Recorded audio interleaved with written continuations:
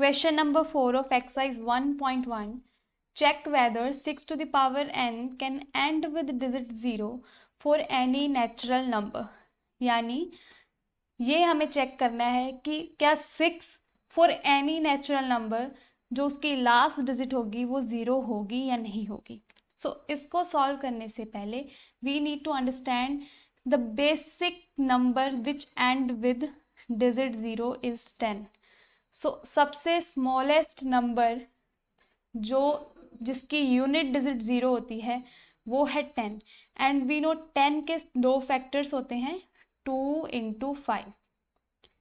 In the same वे 30 हमारा क्या है, एक नंबर है जिसकी यूनिट डिजिट भी क्या है, 0 है. इसके फैक्टर्स क्या होंगे, 2 into 5 into 3, यानी 30 के फैक्टर है 2 into 5 into 3. ऐसे ही अगर हम 100 के फैक्टर्स करते हैं तो 100 के फैक्टर्स क्या होंगे, 2 into 5 into 2 into 5.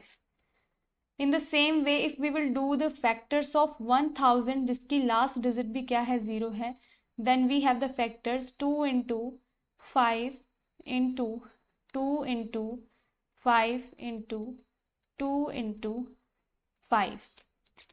So what we can conclude from here कि हर एक वो डिजिट जो 0 के साथ एंड हो रही है, यानी जो यूनिट डिजिट किसी भी नंबर की 0 है, उसके दो फैक्टर्स होने ज़रूरी हैं 2 and 5, यानी दोनों फैक्टर्स होने बहुत ज़रूरी है.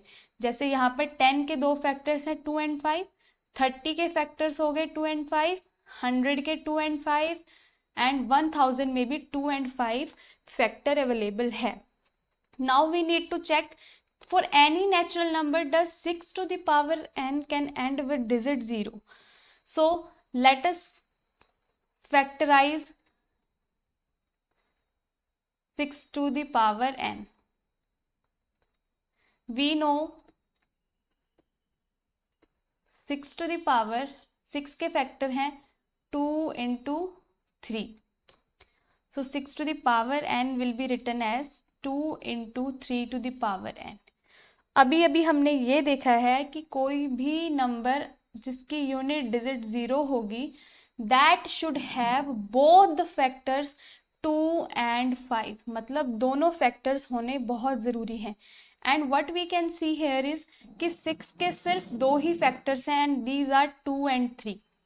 सो अगर हम n की जगह पर 2 रख देते हैं then we get 6 into 6, this will be 36. So this means 36 के फैक्टर्स क्या होंगे, 2 into 3 into 2 into 3.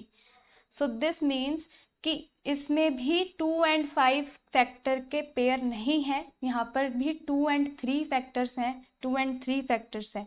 So that means कि यहाँ पर क्या है, 5 फैक्टर नहीं है. So we can't write 6 to the power n which will end with the digit 0 for any natural number n. So ये तो हो गई उसकी पूरा concept.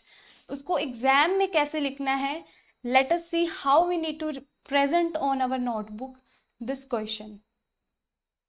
We know for any number to end with digit 0,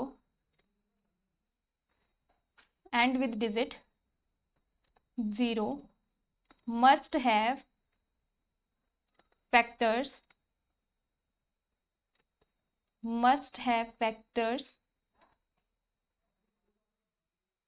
both 2 and 5. So on factorizing 6 to the power n, we see it has factors such that 6 to the power n is equals to 2 into 3 to the power n, which does not have 5 as its prime factor. So we can't write 6 to the power n which end with digit 0 for any natural number n. So this is the required solution. If you like this video, make sure you subscribe to us. Thank you so much.